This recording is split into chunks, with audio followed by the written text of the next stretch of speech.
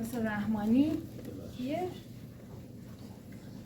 So, منم باشم؟ بله حتما.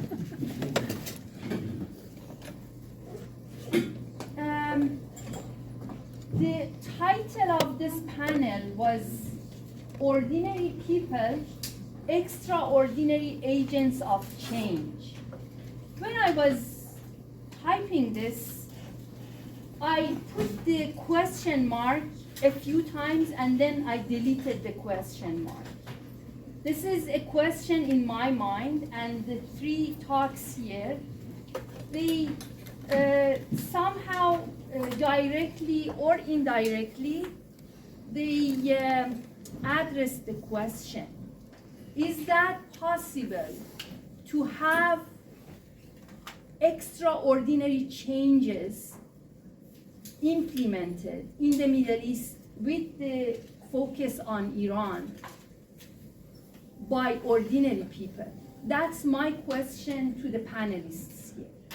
I'm gonna start with Professor Biat, and then Professor Rehmani and Professor Ebrahimi could join the discussion. Please. Thank you so much. This is really a very good question.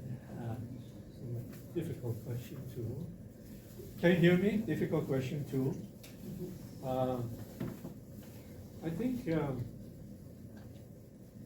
think also we should be a bit precise. So the role of ordinary people in what? In what kind of change and when? Yeah, you know what I mean. So how do we bring about change? Are we talking about an ordinary time, you know, without upheaval, or we want to get involved, or they want to get involved in the revolutionary movement, etc. So these are very important. But very briefly, I think that first of all, if for instance, you think that in the case of Iran or any other country, really, change may not come, you know. Maybe I think because it is so complex, because of not to be linear. That is, that say, well, change only happens through revolution. No, it can happen through many other ways. You know what I mean? But if the assumption is that it can happen and it should happen through that means, then I would say that without coalition of various forces, a movement cannot do much, cannot go very far. A coalition.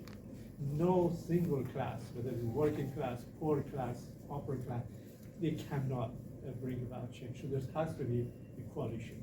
However, but without the participation of ordinary people, again, the movement cannot move very far. I said, usually the young people, right, female or male, they start off for the reason that I mentioned. However, on themselves, I mean, they are very spectacular, very performative, yeah? You know, they actually invites us to romanticize even those incredible, extraordinary acts. But without the participation of ordinary people, they cannot do much. Yeah. But also, so this is kind of in terms of change, in terms of strategy, how you bring about political breakthrough. But also, change involves also vision. You know, okay, what do we want? Well, how can we articulate, or who is supposed to articulate what we want? Consequently, I'm saying that there has to be a connection between, you know, the ordinary people and others. I think the, you know, middle class intellectuals, thinkers, and you know, other types of activists. You know what I mean? To be able to, you know, generate a kind of you know, progressive bloc. Yeah, to be able, both in terms of strategy for change and also in terms of the vision about what type of social order we want. Thank you very much, Professor Rehmani. Yeah, the question was about change, how change comes about. I believe, first of all, psychosomatic request and desire for change should be there. The people, they have to come to an understanding that we want the change. There is something that we want to improve, change, amend, or prevent from change. So otherwise, social change will not happen. Social change is first the understanding of the needs, what we want to change, and we have to be actively working towards this to change. I believe, I always criticize myself and my friends. We have thousands of professors. They're not traveling like you to go to spread the knowledge mobilization. This is important. You have a knowledge, you are publishing, but you're not going to the community to provide your knowledge, and the feedback you are getting from community can improve your writings or my writing. So this is a thing, this is a philosophy and psychological request for the public, that we can really not only involving the community to the request for change or need for change or desire for change, but also giving the knowledge how the change should really happen based on the indicators which past historical events has provided for our analysis. That's one thing. The second thing, in the community, especially in sociopolitical change, we need interaction. We want to be the people as much as possible to be involved in the change. It's not only I have published so many things and I did so many things, but there is no knowledge mobilization, there is no intervention, there is no connectivity with the community. That's very, very, I'm very keen on that, and that's why my wife is here and always is upset. She says, you spend time with the community. I say, yes, finally university gonna kick me out because I spend more time with community and politics and change than staying and drink my coffee on the couch and do my scholarship. No, I believe active involvement. That's my honest responsibility, due responsibility. Organization is another thing. We need organization in the Middle East. If we are not organizing ourselves, now I don't say organizing in pure political frameworks, in human rights organization, in the thing which Martin Luther King was saying, injustice is a threat to justice everywhere. We have to get involved in injustices in society. Otherwise, my scholarship doesn't help any human being. I'm not writing for just in the class and say, listen, this is the analysis, and go home and do the exam and come back. No, you have to be part of the change.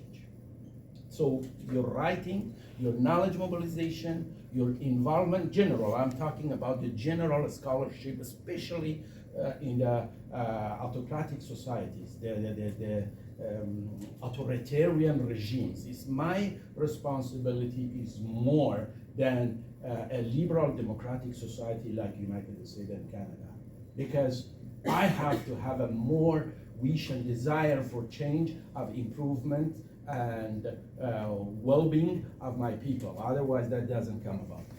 The second thing is a platform. So I believe that we should have a clear platform, what we want to change, where we want to change. Human rights, I think, since 1948, when Eleanor Roosevelt came, brought 30 principles of human rights. Right to life, that was the first principle. Right to marry, whoever you want. Right to nationality or ethnicity, right to religion change or amending or having and not having religion. Those are the principles which we have seen it in Jian Azadi discussions of this. And this is a great endeavor. Human rights, diversity, inclusion, all those elements of the products of the human society. 100 years ago, we did not have these discussions.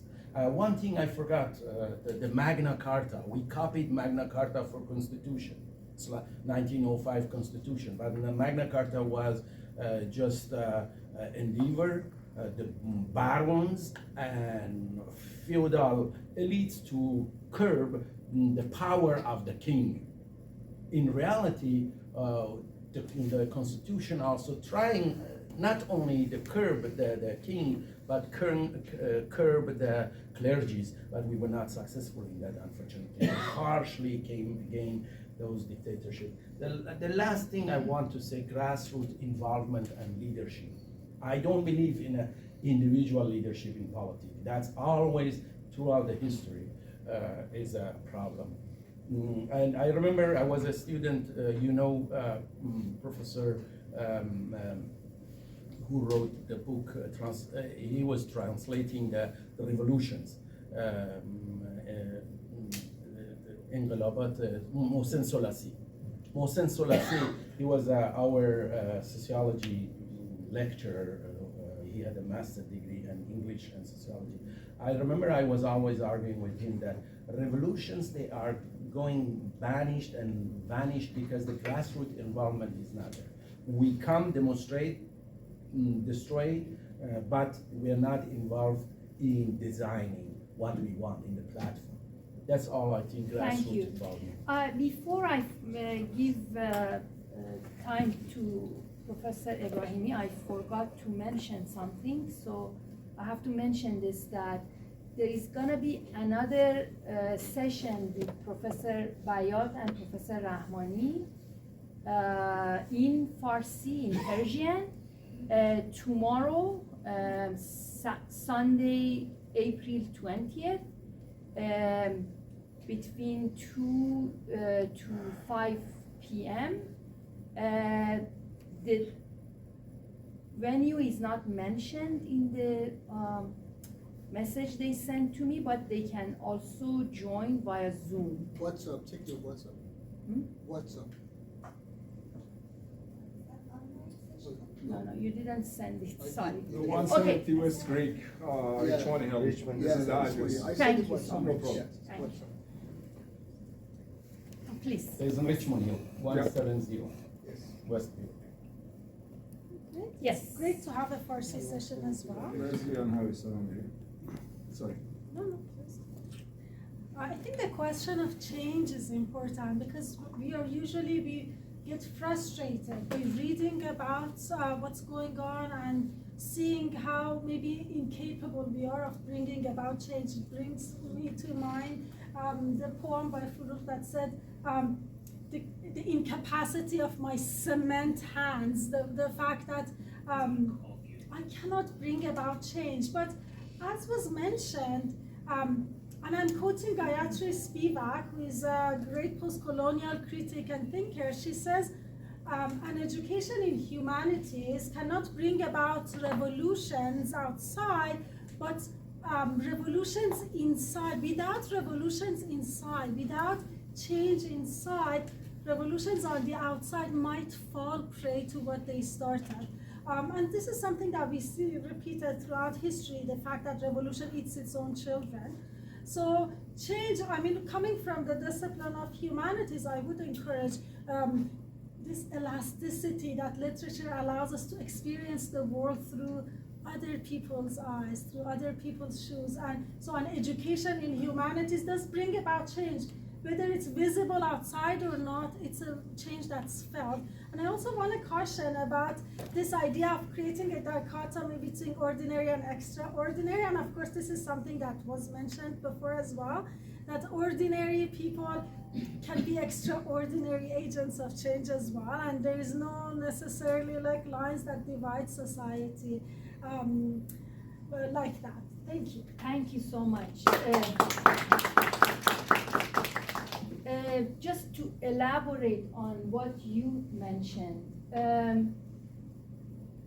few years ago, because it's been more than 2 decades that I'm out of Iran, but few years ago, with the popularity of the digital space, the cyberspace, and the use of the social media in Iran, I realized that that was my main point of communication with the Iranian community, social media. And I realized that the cyber fashion for women has started to change, in the sense that in the street fashion, was still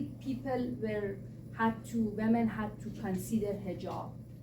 But with the cyber fashion, women started to use their bodies as a site of empowerment. So they used the power of gaze, the gaze of not only the outsiders such as myself, looking at their bodies through a window in my phone or my computer, but also through the outsider, but also the insider who was connecting with them through social media, to show themselves, to represent themselves in a different look. So the cyber fashion versus the street fashion started to become two different things. They were trying to show a different narrative of their own identity through cyberspace. And then gradually, this change in the cyber fashion started to be translated into the street fashion. So now you see less, differences between the cyber fashion and the street fashion. So in a way, I think Iranian women became a good example of how extraordinary changes could happen, as you mentioned, encroach in a very slow and gradual encroaching, first through the cyberspace and then on the side of the streets, right? So that's an example that came to my mind, and I worked a little bit on it. Yeah. Yes, please. Yeah, I mean, that's great, interesting observation, which both, I think, speaks to how, certain subaltern groups like women try to make their claims and achieve their claims, their demands, by resorting to action. Not necessarily protestation, but getting involved in direct action of wanting to achieve what they want, rather than asking them, give me this, give me this right to not have a forced hijab, but they go ahead and just taking it off. Yeah. And you do, she does, he does, everybody does. I mean, millions do. And that's the power of, again, non-movement. Big numbers matter, because that establishes a normal system. This speaks to this, but also it speaks to, interestingly, the debate about the role of alternative media, alternative spaces. And that is that media generated,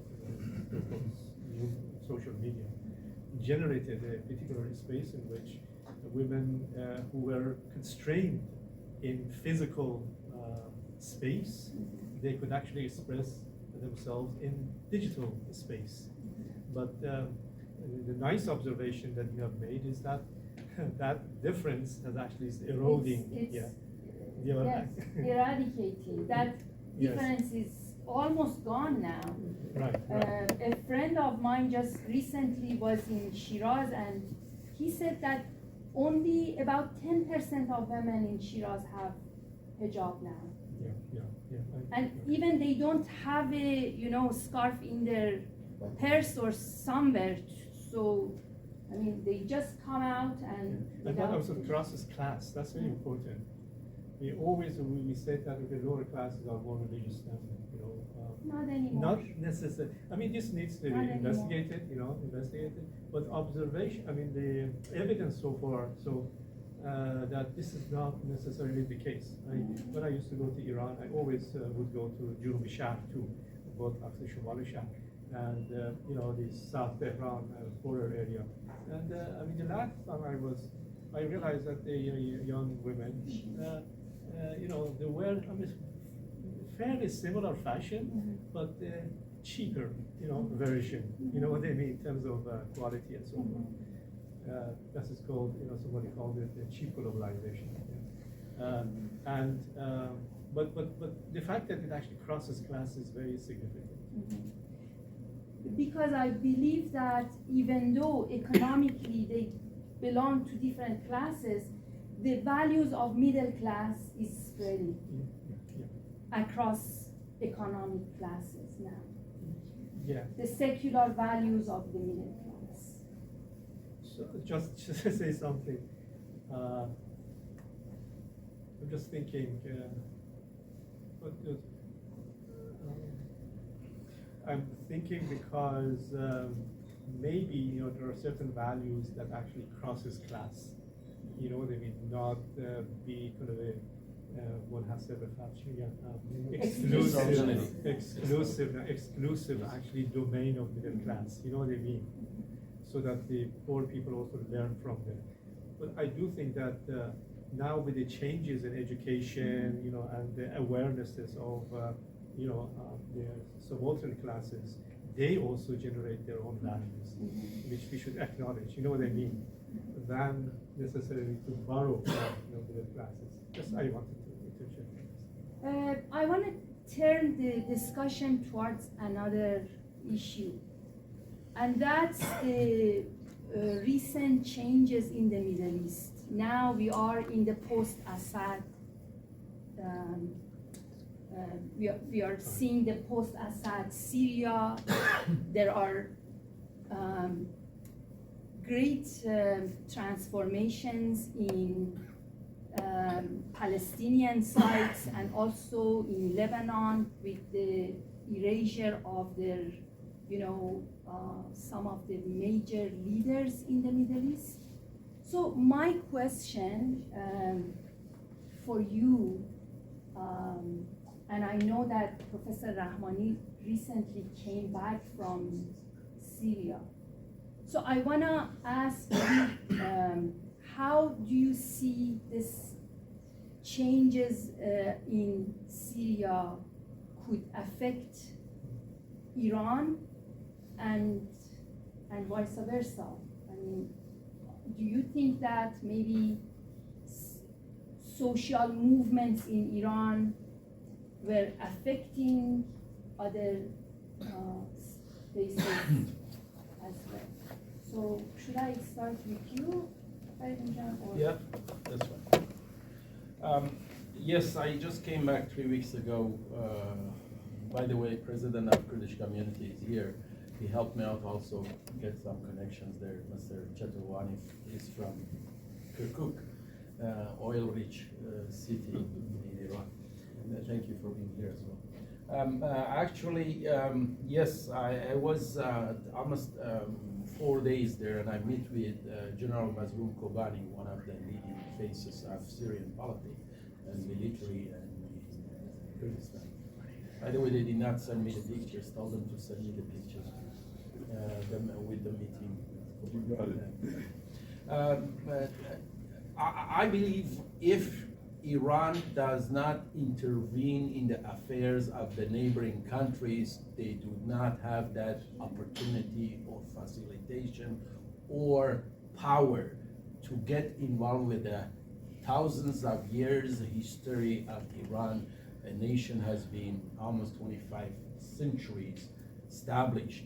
Syria is a 100 years old country, established by colonial forces. Iraq the same, Turkey the same. Iran has been there. Chunks of Iran and Kurdistan has been separated by force since 1537 of the Chaldoran war. I believe Iran is a country has been in the last 50 years. I don't know during the Shah when he was Middle East police of the Middle East or whatever, but I'm 100% sure in the last 50, 40 some years, they have started to get involved, in the Iranian regime, I mean, not the people. They have got involved in the interventions of all the Middle Eastern countries, from Yemen all the way to Egypt and Iraq and Syria and other countries. That's one thing. I don't think that they will have that much of effect on Iran's politics in future. I hope I'm not wrong, but you can argue about that. I would like that everyone's participating in discussions. But the thing is, Janjian Azadi movement, Women Life Freedom movement, has positively changed the mind and the structure of the human rights in the Middle East, from Afghanistan all the way to Syria, in Turkey, in Istanbul, and even in Europe. The immigrants, refugees, they were chanting women life freedom for the first time. And this came from Iran. It came from Kurdish struggle. And Kurdish resistance, and Iranian women rights activists, many of them, without mentioning people like Nasrin Sotoudeh and others. So I think we can positively impact there, but I don't think that will be a huge opportunity for not international powers, but regional powers. I don't think that they will have that much of effect, because one thing I would say, the most educated people in the Middle East, especially the women, they are Iranian women. That's, I have no doubt, that when you check the statistics in Afghanistan, and Saudi Arabia, Iran, Turkey, the women, they are more active, because they understand that the thing that consciousness of what we want to be now is there in that 20 years, and the recent 2 decades. Professor Ebrahimi, do you want to add? Yeah, I like the question about the fashion. Iranians are generally very fashionable. It doesn't matter, men, women. But that question was interesting for me as how fashion actually becomes a political statement. I don't know if some of you are familiar with the book called Lipstick Jihad. Lipstick Jihad, or Jihad Rojalavi, by Maveni, right? I forget her first name. Azadeh Maveni, yes, thank you. It's pointing to the fact that resistance can happen very subtly, right? I think it's Scott also talks about this. He was researching slaves and how they would resist, not by maybe sometimes doing something overtly, but maybe by dragging their legs, by rolling their eyes, by, in the case of Iranian women, by fashion. Fashion becomes a site of resistance, and the woman's body, as I said, is the inscribed surface of history. So if you just look at each decade and what happens to the female body, all the different ways that hijab is worn in each particular region, each social class, all of that, it's an immediate indicator of so much more. So that's something interesting, and there's a lot to be said about the online world and the feminine online world. There has been a research studying Blogistan, where women anonymously post a lot about their lives, mundane, subversive lives, but and this researcher, I don't have the name right now in my head, but it's easily findable online. They came to the conclusion that while Iranian men write a lot about politics, Iranian women in Blogistan write a lot about feminine sexual experiences. And that's something that's subversive. Again, it seems to be trivial and not political, but it's something that, again, it's a resistance. And it's not necessarily a resistance to the regime, it's also a resistance to that social milieu, the familial norms that they grew up in. And it goes back to the idea of the revolution being an inside, an internal one first before it gets exported outside. You're absolutely right. I believe that Gina's movement eventually became a sexual revolution. It showed Iranian men and women, and by extension in the Middle East, that if there is no gender equity, there is no democracy, there is no freedom. So women were the pioneers of this sexual revolution, and this revolution is not extinguished in my view. It's still going on this every single day. When a woman wants to just go out to buy a loaf of bread or to go to work, they are participating in the revolution. And not only women, but also men this time decided to take part and support women. In the Generation Z, of course, they are more active, but also other generations are partaking in the sexual movement, in this sexual revolution. So now I'm gonna open the discussion to our participants who were patient. So I'm gonna start with you because I saw the first hand. Thank you all the speakers, professors, for the good meeting. I have a few points and I need to see your views. Regarding the movement or revolution or big movement or whatever we call it, as she mentioned, is not distinguished. And as the big man said, the blind marks of revolution, is digging slowly but constantly, and to succeed the revolution, I believe we need to mobilize and getting together all different kinds of movements, like women, laborers, teachers, students, nurses, and also different kind of, we call it dalkhahan, meaning like Avan, Khavaran, PS752 families, and so to get the revolution or movement succeed, we need those. But to continue, as Professor Rehmani mentioned, I believe we need to hold the people in the street. And one thing different between Iran and the Arab Spring you mentioned is that on those countries we didn't have organizations or parties that they lead in the revolution. In Iran, especially in Kurdistan, we do have some parties that people, they can listen to them partially. And in the other part of Iran, we don't have that much strong, but the difference between Iran and the other Arab Spring is we have some parties that we have to support them and we have to make them stronger for the future, to hold the people in the street and to continue the revolution, not to stop it right when it's finished, they say, okay, it's finished.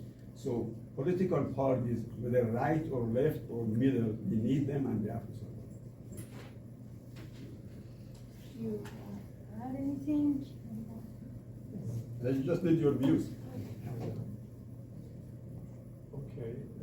Yeah, I mean, I think, if you mean by, participation of all these various groups that you mentioned, that there should be coalition of various forces, I agree with that. And also, I think also you referred to the perhaps necessity of some sort of organization. I think that's very actually significant issue. I think I want to refer to also what you said about, you asked about Syria, because that is very relevant.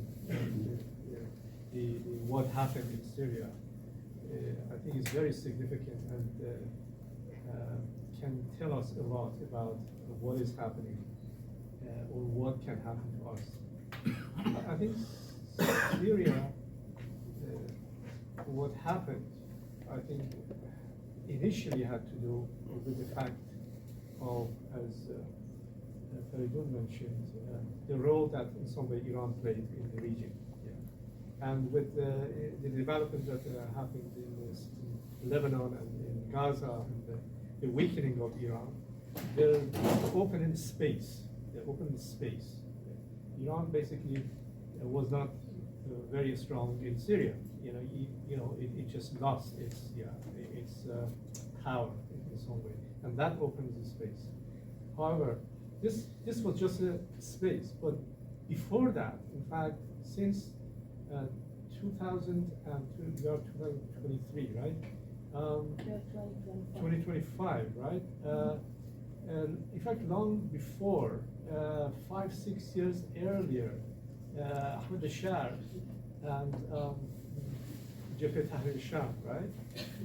They already had, captured, a territory. They had systems of governance, and people paid tax, and they were producing, food. You know what I mean? There was a very, very significant liberated zone that they had in their disposal, and that matters. So that made this, what happened in Syria, very similar in some way to the classical revolution of Cuba, Che Guevara, etc. Liberation, movement, territories you gain, and then move in, right? This is really in some way the classical that form, and they did it. So there were significant factors. The key thing was that they were already organized, and also they had hard power. So this is very similar. This is very different from the type of revolution that Arab Spring has had. That basically it is a popular base, without armed struggle, without leadership, etc., etc. So those revolutions, by and large, failed in bringing about significant changes at the top. They did bring about significant changes at the bottom, which I mentioned in my talk, right, in the societal level. But at the top, they didn't manage. However, what happened in Syria, through this kind of movement, they managed to overthrow a regime, and regime is gone. Of course, this is what I was just talking to my friend who is a Syrian specialist, and he went there. And I said, well, what happened in the future? What happened to the minority? What happened to women? And what happened in the past? Oh, this guy has been, Al-Qaeda and so on. But the fact of the matter is that actually much earlier, there had been a change in the strategy of Deprt. In fact, they actually moved away from Al-Qaeda. Yes.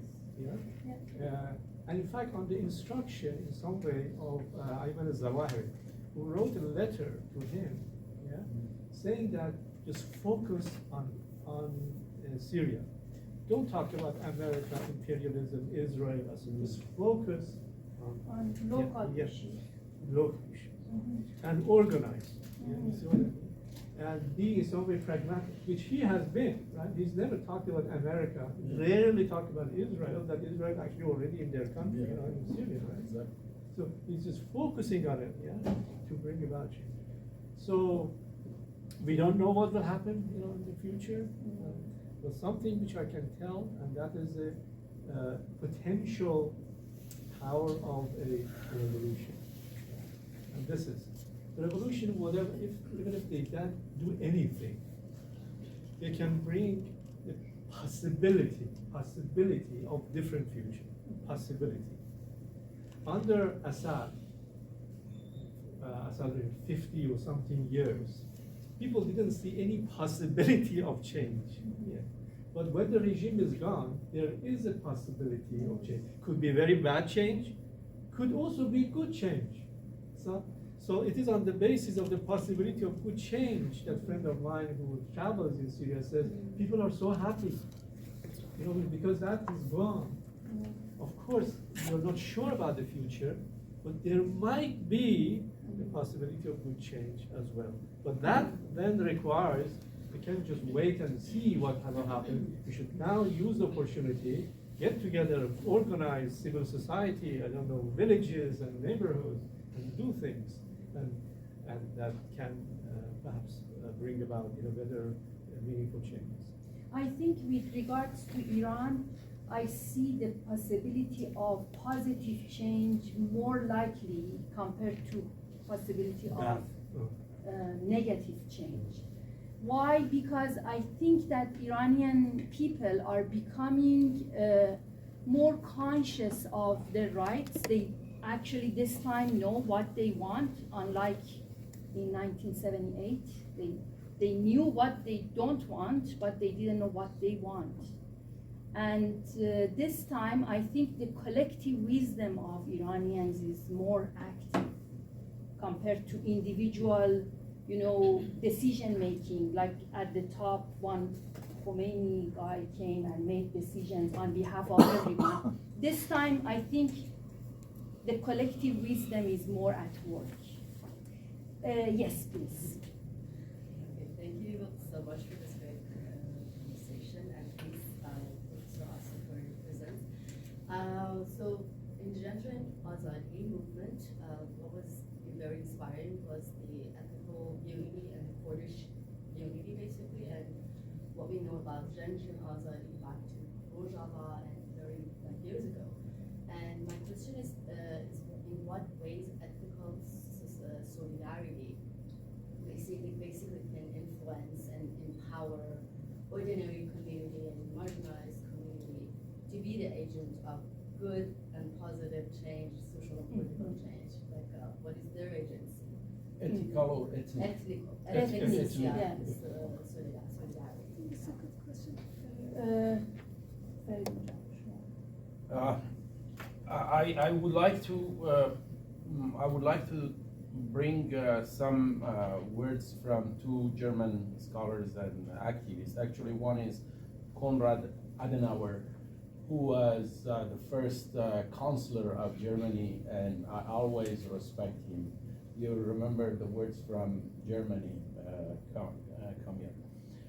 He was saying that wir haben den gleichen Himmel, aber keinen gleichen Horizont. We might have in the Middle East the same sky, but we don't have the same future. Because the socio-structural, systemic, historical abuse and disparity and discrimination and violence against the minorities, be it women minority in the society, which I think they are majority, the youth, the ethnic minority, Baluch, Arab, Kurds, Azeri, and others in Iran, and many other minorities in other, be it Sunni in Iran or Shiite in Saudi Arabia. These are all minorities in some regional point. Those structural abuse has to be eliminated. Otherwise we can't, at least in the platform, in the in organizational being together. Otherwise we can really bring about a society historically has been torn apart because of their mosaic differences. The British policy of divide and conquer has separated us.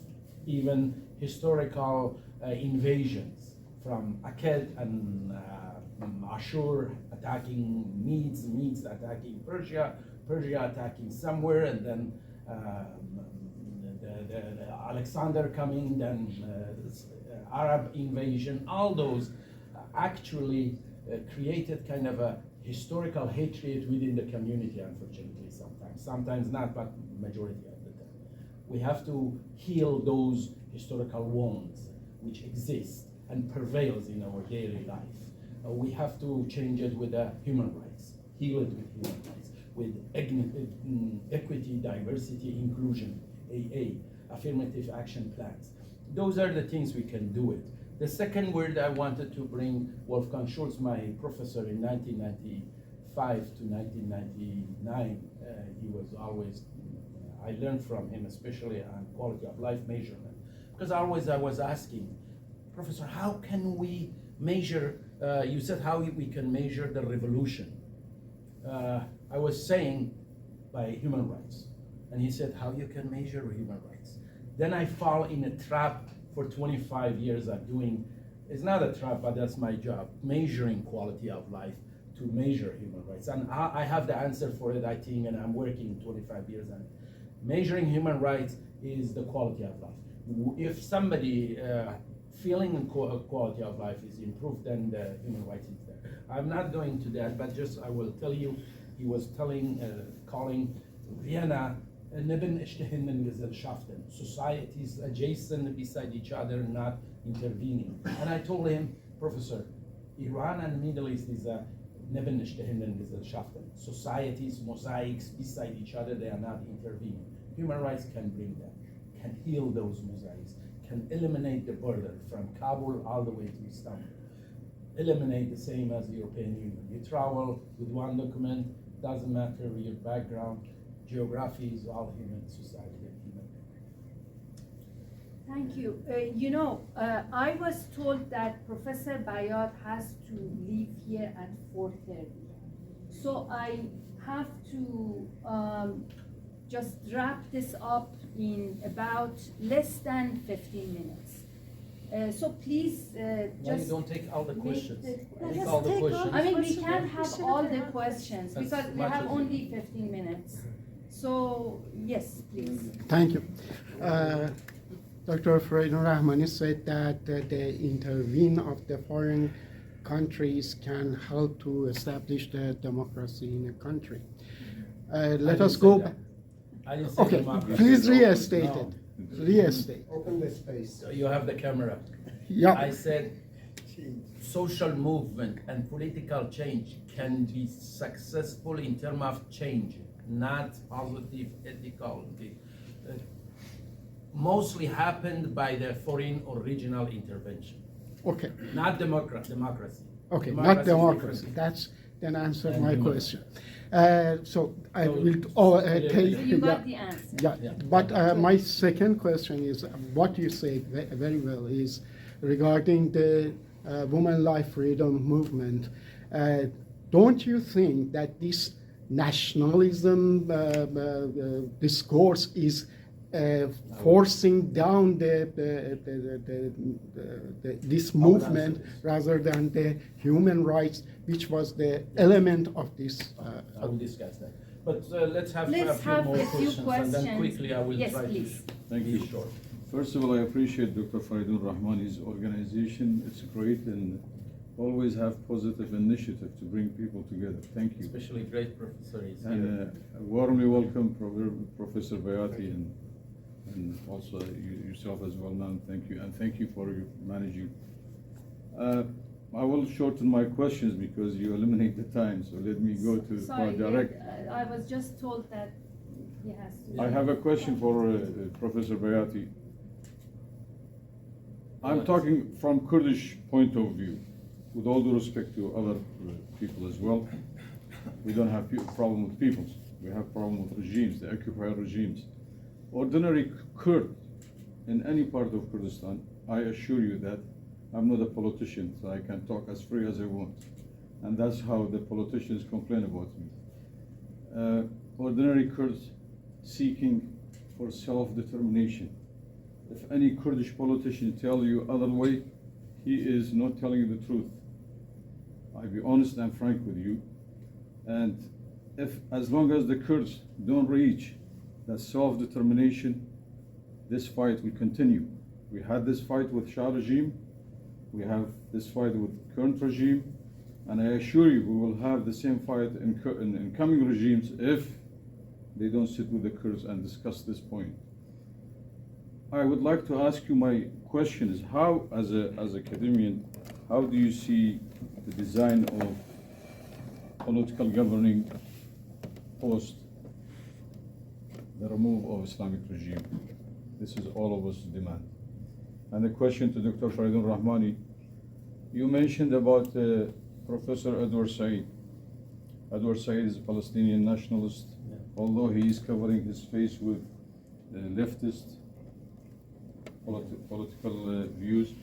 But don't you think he was, when you met him, he was in Saddam Hussein's payroll? I'm not Because sure. I have heard a few comments from him talking very well about Saddam Hussein. Even he knew I will about talk Anfal about and that, no Halab. Yeah. problem. Thank you. Thank you very much. Two more questions. Yes, you and then the lady. Yes. Yeah, actually, first of all, thank you for your lectures and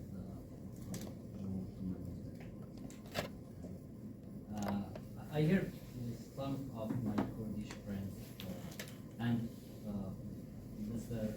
Yazdi, which is a political activist here in the city, mentioned the Kurdistan and the importance and the significance of the Kurdistan in this human life freedom period of social movement of Iran. And I don't want, like my friend, prove myself that I am not separationist, which always we are accused of this separationist. I say I am separated, and Kurdistan is separated first by economical deprivation by both the Shah and Khomeini government, and second by the fight and the struggle we have in daily life. If you have seen the movie of Bahman Qabadi, you have to give alcohol to horses to handle that life, not human. So as a result, we have seen that in Kurdistan we have a very well organized people. We have a people which for first time in Iran we had a slogan say that Kurdistan is Cheshmo Cheragh of Iran. I wish I can trust that slogan, because directly says you can fight and you can sacrifice your life for us, and we admire you because of that. I don't want to continue to make a conflict between nationalistic conflict or that. I'm not a nationalist, by the way. But the importance of that experience of Kurdistan and the importance of that Kurdistan in this period did a lot for Iran. And all the Kurdish region sacrificed more than all other region of Iran. And that experience of Kurdistan has not been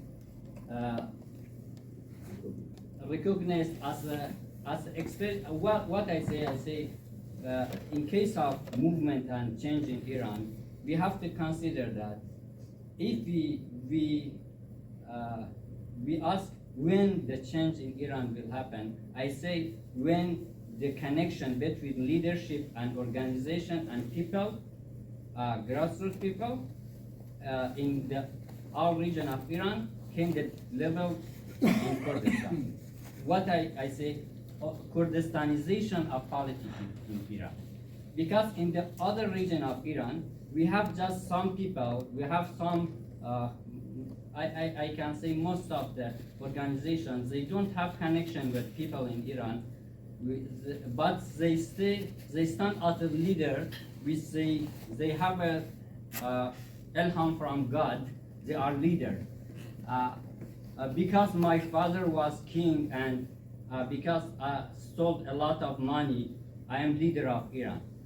And my question for Professor Biat is the importance of the leadership and organization. That is, I think, for long years we can wait, and maybe finally with intervene of the foreign country that happened without organization and leadership. Salam, you have to let us also answer. There are two more questions. Yeah, sure. But my question is, unlike Mr. Yazdi, I don't think we have to support this opposition. We have to criticize them, and we have to, as a secular, tell people how we can have a leadership and organization, which without that we can have a two more questions and then that's it. Three is there, and one here. This lady and then Mario. Yes, please. Hello everyone. I actually come here because I had two invitations, one from Professor Rehmani, most importantly was my supervisor. I'm an academic, I'm a PhD student, and my research is understanding Iran through lens of utopia, concrete utopia. I'm a very political theorist, and I want to apply political theory to study movements also, like changes in society. So my question here, because we have a lot of discussion from nationalism, I bring a very abstract, but at the same time I think has opportunity, potential to become concrete about nation, an idea of how we can understand nationalism and how we can use nationalists, but in a way say redemptionary nationalism, because we want to imagine future, and that's what we do through lens of utopia. We want to imagine. And from Professor Biat, I want to bring some examples of it. I think in work of some artists, and now talks to you, for example, غلام حسین ساعدی, we have in works such as عزاداران بیل, دندیل, اهل هوا, Saidi demonstrate how ritualistic ceremonies represent everyday resistance. Often they are dismissed as illness. And so I think there is opportunity to look at rituals in the periphery. And Saidi is a person who is actually looks through different periphery, from Kurdish to the southern, for example, Zargiri, things like that. So I think that can we understand them as non-movements, and then through the lens of non-movements we criticize nationalistic and see periphery. And then I finish here because I can email. I only have 5 minutes. So one more question. Yes. I just only want to say that I'm very appreciative to be here. I'm from Cuba, and I have 6 months ago here, and this is the first place where I feel this warm connection with between my experience in Cuba and you as Iran, you know. I see you in this space, and I see all my comrades in Cuba living and suffering the same experience that you are living, and this is the situation of living a revolution that works in the way of oppression, and the oppression that talks in the name of the revolution, you know. And this is something that we are living in Cuba, and I think that we have this very space connection to dialogue and to dream about an alternative about this situation that we're living, you know. And I have to say, I appreciate a lot about this space. Thank you very much. Thank you for coming.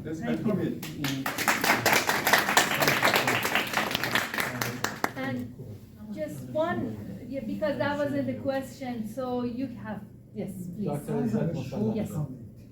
Yes, please. I have a problem with the term ordinary. That is not monolithic, and includes also social difference. Social what? Social difference. If you say grassroots, I have also a problem with grassroots. Eric Hoffer has written a book, True Leader. It's about grassroots. When they don't have consciousness, they don't know, they are culturally backward. And there has been always a problem in Iranian society. Tyranny has led to cultural backwardness, and cultural backwardness to tyranny. I think what we need today, as Marx said, philosophy cannot be realized without abolition of proletariat. And proletariat cannot abolish without the realization of philosophy. What we need today, parallel with revolutionary movement or whatever you call it, a cultural movement, a culture to first learn ourselves. So about becoming critical, having critical minds, and also helping people simultaneously to know about human rights, fundamental rights of humankind, philosophical enlightenment, and cultural progress. Thank you so much. So I should give the remaining of time to you guys to 2 minutes each, I think. Yeah, Wrap up. I mean, because I will speak with the question directly. You can answer the question. Yes. So very quickly, foreign international factor about on social movement, I think could be both. International factor, foreign factor could be both positive and negative. America usually plays a negative role in revolution, but in Eastern European revolution was positive. So it's not just one-sided. About the Kurdish question, I'm not really an expert really on ethnicities or what you would call nationalities, and I haven't done research. I've almost never been to Kurdistan, I have to say. But I You will come with us. We will invite you. Inshallah. We'll send you an invitation. So, but I have actually, I understand a bit marginalized people. I have myself been part of that group and so on. But I think it is an issue. I think it is sort of legitimate issue that has to be addressed. And how you do it is the question. How you do it, because you don't want to, be nationalist from backward. You know what I mean? From back door, by being against the nationalism of the prominent one. And about ordinary, I use the term ordinary for in two ways. One in the sense of being non-elite, yeah. And then also in the sense of non-activist. When you combine these two, I understand what I'm talking about, and I use it as a category to be able to talk about and do research. Thank you very much. Professor Rehman. First of all, Edward said, I don't know if he's getting salary or not, or he was getting, I'm not sure on that, honestly. But I criticized him because it was not even a decade after Halabja genocide, and I told him, you've never been criticizing Saddam Hussein and a local things. I have an allergy when I hear that you are criticizing one human rights violation and you forget about the other human rights violation. You support Hamas, genocide against Hamas, but you yourself, your country is doing genocide against other nation in Turkey. That's paradoxical. That's I think worse than Orientalism. Okay.